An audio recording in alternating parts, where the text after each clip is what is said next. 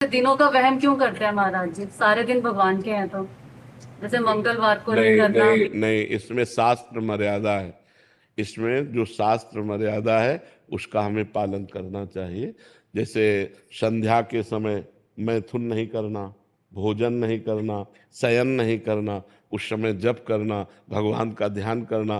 तो शास्त्र जो आज्ञा करता है, हम अगर उसका पालन करेंगे तो हमारी उन्नति होगी। अब जैसे गुरुवार के दिन किसी भी स्थिति में बाल नहीं कटाना, द्वादशी के दिन किसी भी स्थिति में तुलसी जी को नहीं छूना।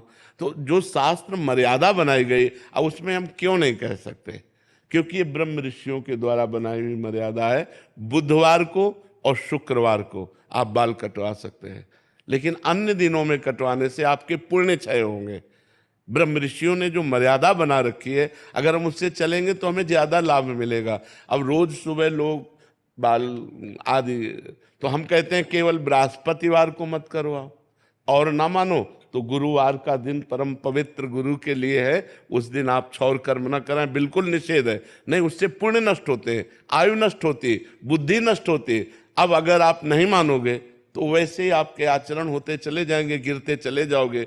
देखो, आप सब लोग यहाँ क्या देखने आए हो, हम आपको बता रहे हैं। आप यहाँ क्यों आए हो? हम दो बातें आपसे रखते हैं। आप क्या देखने आए हो और आप यहाँ क्यों आए हो? तो आप यहाँ देखने आए हो साधुता, भगवान के भक्त का दर्शन जो शास्त्र के अनुसार चलता है।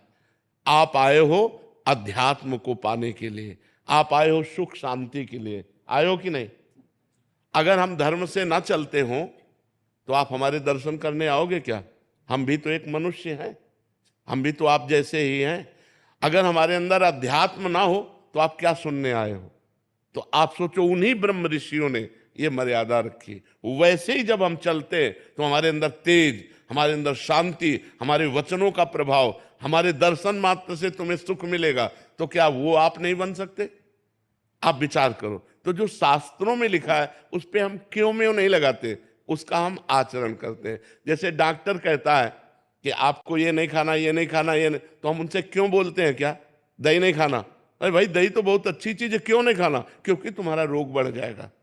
जब तुम ठीक हो जाओगे तब तुम सब कुछ कर सकते हो, लेकिन जब तक ठीक नहीं होते तब तक तुम्हें दही नहीं खाना, ऐसा मना किया जाता ना। जब तक हमारा ज्ञान नष्ट नहीं हो जाता तब तक ये सब बातें, और ज्ञान नष्ट हो गया तो फिर कोई नियम नहीं, फिर वो सबके ऊपर पहुंच जाता है। जब स्वस्थ हो गया तो खूब दही खाओ, क्या परेशानी है? जब आप आत्मा स्वरूप में स्थित हो गए, देह भाव खत्म हो गया, तो बार बने या बना रखा रहे, क्या फर्क पड़ता है?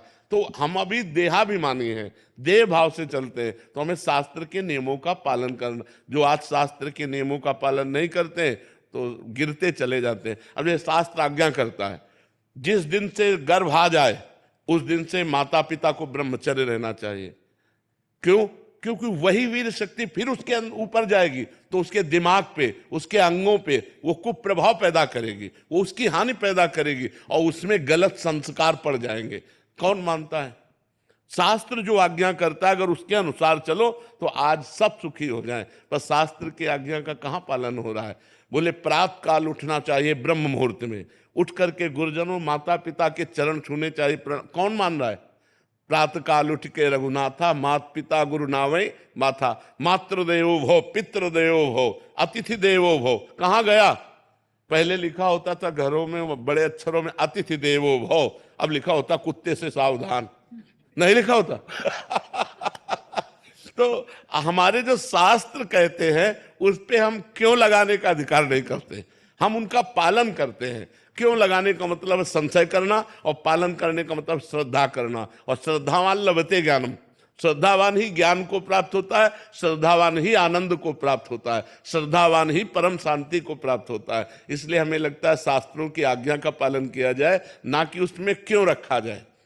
बस समझना है, हर भाव को समझना है। शास्त्र मर्यादा है। जैसे देखो, कहते हैं हम सब एक हैं, हम भी कहते हैं सब एक हैं।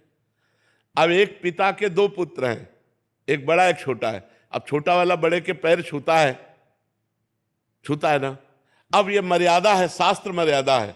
तो देखो कितना अच्छा लगता है अगर छोटा वाला अकड़ के कर दे कि जिस बाप से तुम पैदा उसी बाप से हम पैदा हैं, क्या कमी जो हम तुम्हारे पैर छुए। उद्दंडता कही जाएगी कि नहीं कही जाएगी? और जब भैया कह के पैर छूता है तो हाथ, तो ये जो हमारी एक मर्यादा बनी हुई है, जो हमारे शास्त्र आज्ञा बनी हुई है, उसका पालन करने से हमें आनंद मिलता है, हमें शांति मिलती है, हमारी उन्नति होती है। और जब हम शास्त्र की आज्ञा का उल्लंघन करते हैं तो अशांति होती है, क्लेश होता है और हम अवनति को प्राप्त होते हैं। इसलिए हमें लगता है जो शास्त्रों में लिखा है उसका अक्षरशः पालन करना चाहिए।